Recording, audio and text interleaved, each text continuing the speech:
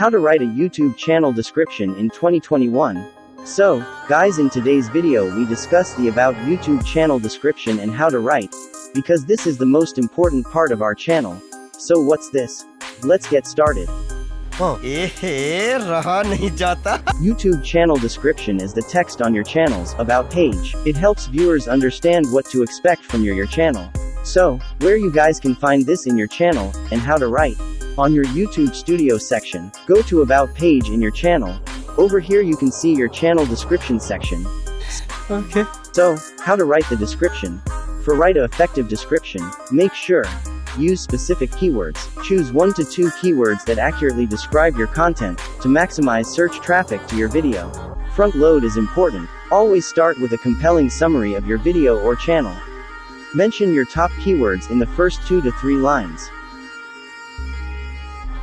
And you can also add here your social handle, like Instagram, Twitter, Facebook. The first 100 to 150 characters of your channel description is super important. So write a strong description to get more recommendation. So that's all about the channel description. If you want more information about YouTube channel description, browse on Google. I hope you guys like it. If you like this video, please hit the like button and subscribe the channel. Thanks for watching.